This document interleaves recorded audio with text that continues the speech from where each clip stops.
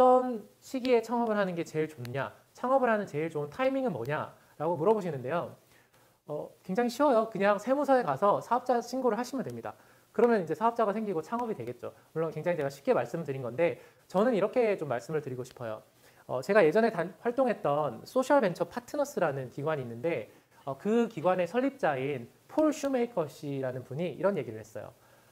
Can't not do it 이라는 거를 이야기를 했어요. 무슨 말이냐면 어떤 것을 안 하고는 견딜 수 없는 상태.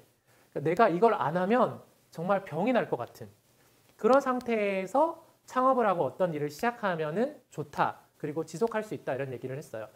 정말 맞는 말인 게 창업을 여러분 하시면 정말 여러분이 막 재산을 막 엄청나게 쌓아두고 막 엄청난 백그라운드가 있지 않으면 정말 무에서 유를 창조하게 되시거든요. 그러면 정말 하나부터 열까지 처음에 창업자를 포함한 소수의 공동 창업자들이 다 해야 되고 이 치열한 경쟁 사회 속에서 수요를 만들고 단체를 알리고 조직을 설립하고 모든 것들을 해 나가야 됩니다.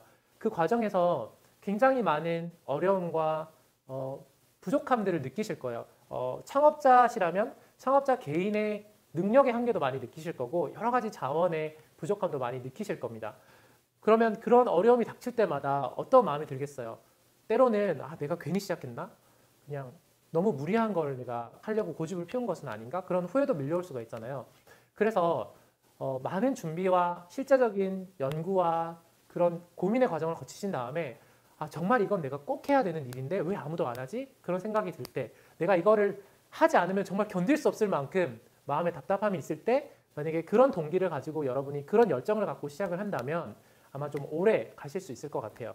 특히 이제 비영리 국제개발협력 분야는 다른 강의에서도 말씀드린 것처럼 굉장히 장기적인 접근을 요하는 분야이기 때문에 많은 인내심이 필요하고 또 이게 가다가 이제 이 비영리의 성격상 때로는 너무나 경제적인 압박이 있거나 다른 부족함에 이제 시달리다 보면은 뭔가 이제 본질에서 어긋난 이제 조직을 유지시키기 위해서 조직을 서바이벌 시키기 위해서 원래 우리의 미션과 비전에는 없는 생존을 위한 다른 활동을 하게 될 수도 있고 근데 물론 이제 그게 당연히 이제 활동을 하다 보면은 그렇게 될 수도 있지만 또 그런 과정에서 이제 조직의 어떤 애초의 목표나 방향성 또 초심이 좀 변질되는 경우도 있거든요.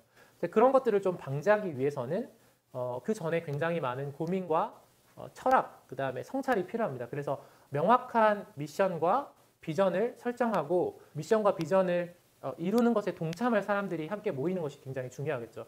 그리고 창업가는 더더욱 힘든 부분은 사실 아무도 시키지 않았는데 아무도 막 떠밀지 않았는데 본인이 창업을 하신 거잖아요. 그렇기 때문에 어떤 그 업에 대해서 그 조직에 대해서 창업가로서 파운더로서의 어떤 영구적인 책임이 분명히 따릅니다. 그래서 그런 부분까지 좀 깊이 생각을 해보시고 이제 창업을 하신다면 여러분이 이제 조금 더 깊게 또 멀리 보고 갈 수가 있을 것 같아요. 아프리카 인사이트는 이름에서도 아실 수 있는 것처럼 아프리카에 대한 좀 새로운 인식과 또 새로운 이해를 만들고 좀 대안적인 국제개발 협력을 구현하기 위해서 이제 만들게 됐고 또 많이 부족함도 있었지만 그래도 5, 6년의 시간을 통해서 많이 이제 정착이 되고 만약에 저희 홈페이지나 이제 SNS를 보신다면 이제는 아프리카 인사이트가 어떤 활동을 하는지를 또 많이 이해를 하실 수 있을 거예요. 그래서 여러분 제가 조금은 이제 추상적인 팁을 많이 드렸는데 마지막으로 한 가지만 이제 좀 더 얘기를 드리면 좀 구체적인 부분인데요. 이 비영리 민간단체 또 비영리 법인, 지정기부금 단체 이런 비영리 기관에 관련된 질문들을 가끔씩 저한테 해오시는데 이제 인터넷을 검색해 보시면 이게 정보가 좀 굉장히 좀 산발적으로 나와 있어서 좀 헛갈리시는 부분도 있을 거예요. 근데 저 같은 경우에 이제 조금 부족하고 이제 실수했었던 부분이 뭐냐면 그런 정보를 좀 아주 정확하게 이제 확인을 하지 않고 이제 정확하게 확인한다는 것은 정말 더블 체크를 하고 몇 번이라도 전화를 걸어서 정말 우리가 제출해야 되는 서류가 이것이 맞는지에 대해서 명확하게 확인을 하고 그 데드라인은 언제까지고 그래서 그걸 하나하나 체계적으로 준비를 해가는 것이거든요. 그런데 그런 거에 대한 경험이 부족했다 보니까 조금은 주먹구구식으로 한 경우도 있었었고 그러다 보니까 이제 짧은 시간 안에 효율적으로 끝낼 수 있는 일들도 굉장히 행정적인 업무를 반복한다든지 좀 비효율적으로 일이 해결됐었던 경우도 있었거든요. 다행히 최근에는 이런 정보들이 좀 더 많이 정리가 되어 있고 예를 들어 서울시 MPO 지원센터 같은 곳을 가면 비영리 기관을 설립하고 등록하고 또 비영리 기관의 운영에 관련된 굉장히 많은 정보들을 또 얻으실 수 있어요. 그래서 그런 것들을 좀 확인해서 정확한 정보들은 팩트를 꼼꼼하게 체크해 가시면서 창업에 대해서 준비를 하신다면 그런 이제 동기와 함께 실제적인 부분에서도 좀 이런 시행착오를 줄일 수 있지 않을까 생각을 합니다. 저도 모든 것을 다 알지는 않지만 만약에 국제개발이나 NGO, 비영리 단체를 이제 설립하실 목표가 있으시다면 언제든지 연락을 주시면 제가 아는 범위에서는 친절하게 안내를 해드릴 수 있도록 하겠습니다. 네, 그러면 도움이 되셨기를 바라고요. 이번 강의는 이것으로 마치겠습니다. 감사합니다.